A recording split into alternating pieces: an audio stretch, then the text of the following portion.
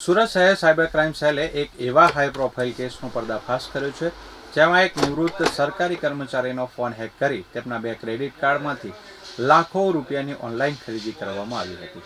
આ મામલે પોલીસે મધ્યપ્રદેશના ગ્વાલિયર ખાતેથી બીટેકના એક વિદ્યાર્થીની ધરપકડ કરી છે। ટેકનોલોજીનો ઉપયોગ લોકોની સુવિધા માટે થવો જોઈએ, પરંતુ આજકાલ શિક્ષિત યુવાનો તેનો ઉપયોગ ગુનાખોરી માટે કરી રહ્યા હોય તેવા કિસ્સાઓ વધી રહ્યા છે। સમગ્ર કેસની વિગત એવી છે કે સુરતમાં રહેતા એક નિવૃત્ત સરકારી કર્મચારીના બેંક ખાતા અને ક્રેડિટ કાર્ડમાંથી તેમની જાણ બહાર ટુકડે કુલ રૂપિયા 6,05,390 ઉપડી ગયા હતા।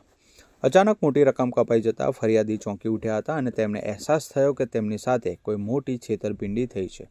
તેથી તેમણે તુરંત સાયબર હેલ્પલાઇન 1930 પર સંપર્ક કર્યો અને બાદમાં સુરત સાયબર ક્રાઇમ સેલમાં રૂબરૂ ફરિયાદ નોંધાવી હતી।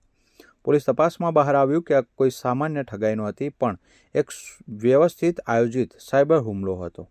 આરોપીઓએ ફરિયાદીને એક શંકાસ્પદ લિંક મોકલી હતી। જેવી ફરિયાદીએ તે લિંક પર ક્લિક કર્યું કે તુરંત જ તેમનો આખો મોબાઈલ ફોન હેકરોએ પોતાના કબજામાં લઈ લીધો હતો। મોબાઈલનો એક્સેસ મળી જતાં આરોપીઓ ફરિયાદીના ક્રેડિટ કાર્ડની વિગતો અને ઓટીપી સરળતાથી મેળવી શકતા હતા। સુરત સાયબર ક્રાઇમની ટીમે ટેકનિકલ સર્વેલન્સના આધારે તપાસનો ધમધમાટ શરૂ કર્યો અને છેક મધ્યપ્રદેશના ગ્વાલિયર સુધી પહોંચી હતી। ત્યાંથી પોલીસે વિષ્ણુ ઉર્ફે બાબુ સૂર્યવંશી નામના યુવકને ઝડપી પાડ્યો હતો। આશ્ચર્યની વાત એ છે કે વિષ્ણુ બીટેકમાં અભ્યાસ કરે છે। તે ભણવામાં તેજસ્વી હોવા છતાં ટૂંકા રસ્તે પૈસા કમાવાની લાલચમાં આ સંગઠિત ગુનાખોરીના રસ્તે ચડી ગયો હતો।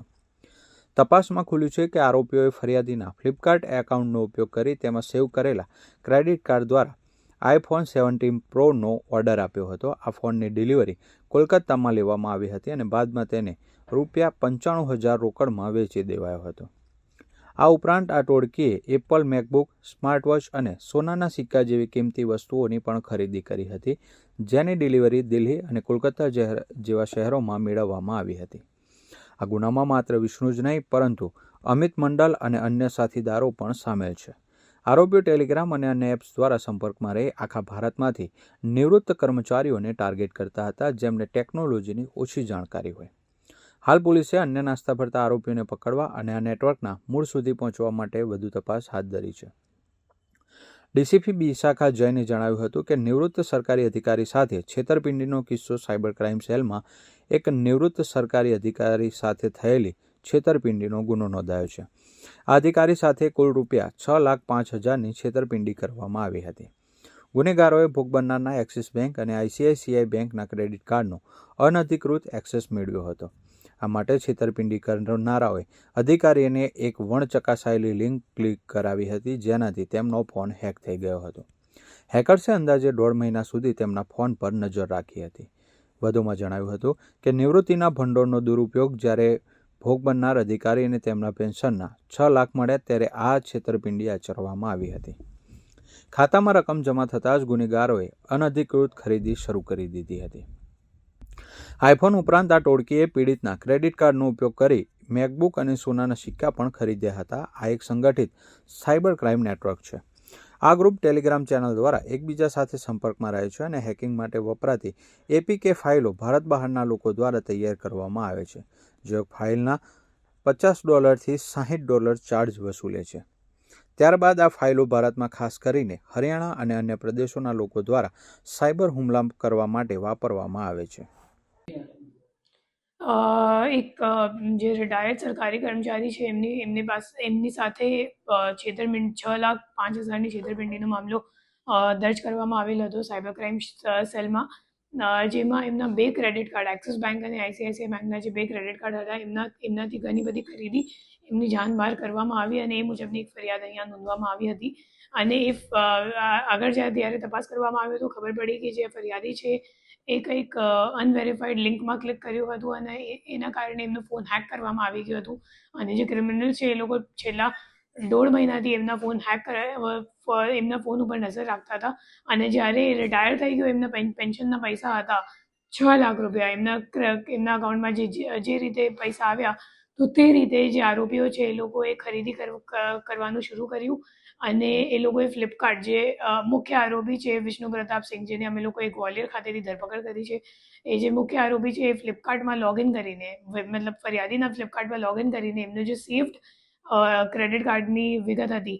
તો એ વાપરીને પછી એમાંથી આઈફોન 17 પ્રો મેક્સની ખરીદી કરી અને એની ડિલિવરી લીધી કોલકાતામાં. તો જે ઓર્ડર કરવાની કામગીરી હતી એ ગ્વાલિયરથી કરવામાં આવ્યું અને જે ડિલિવરી છે એ લેનાર અમિત મોંડલ કરીને છે, જે આપણા આરોપિત વિષ્ણુ પ્રતાપસિંહ એમનો ભાઈબંધ છે અને એ કોલકાતાનું રહેવાવાળો છે અને એમને ડિલિવરી લીધી છે. એના સિવાય એ લોકોએ મેકબુક અને ગોલ્ડ કોઇન્સ પણ જે આપણા ફરિયાદી છે એમના ક્રેડિટ કાર્ડથી પરચેસ કર્યું છે.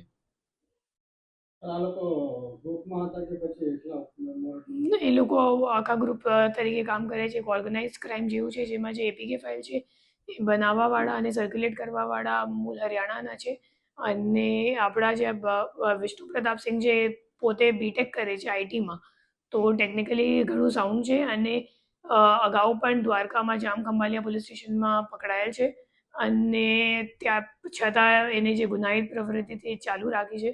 અને એમનો જે ભાઈબંધ છે અમિત મોંડલ, એ પોતે પણ સેકન્ડ યરનું કોલેજમાં અભ્યાસ કરે છે કોલકાતામાં અને એના સિવાય એક એનઆઈટીનો ધનબાદનો પણ એમનો સહ આરોપી છે.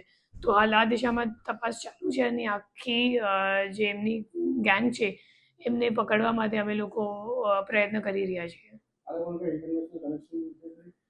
એમાં ઇન્ટરનેશનલ કનેક્શન એવું જ સામે આવ્યું છે કે જે એપીકે ફાઇલ બનાવવાળા જે ડેવલપર્સ છે એ લોકો મોટાભાગે ઇન્ડિયાના બહારના હોય છે અને એ લોકો એપીકે ફાઇલ ડેવલપ કરવા માટે કંઈક $50-60 જેટલા એ લોકો પૈસા લે છે અને પછી ઇન્ડિયામાં કંઈક જે રહેવાવાળા છે એમને ટેલિગ્રામ ઉપર એ લોકો વેચાણ કરે છે અને વેચાણ મતલબ ખરીદવાવાળા એ લોકો હરિયાણામાં રહે છે અને પછી એ લોકો સ્પ્રેડ કરવા માટે પોતાનું ટેલિગ્રામ ગ્રુપ રાખેલું છે અને આ જે તમામ જેને આપણે નામ લીધું, મતલબ વિષ્ણુ પ્રતાપ સિંહ હોય કે અમિત મોંડલ હોય કે બીજો જે ધનબાદવાળો માણસ છે અથવા તો હરિયાણાવાળા છે, બધા એક જ ટેલિગ્રામ ગ્રુપમાં એ લોકો જોડાયેલ છે અને એક સાથે એ લોકો સંકલન રાખીને આખું સાયબર ક્રાઇમ એ લોકો પૂરું પાડે છે.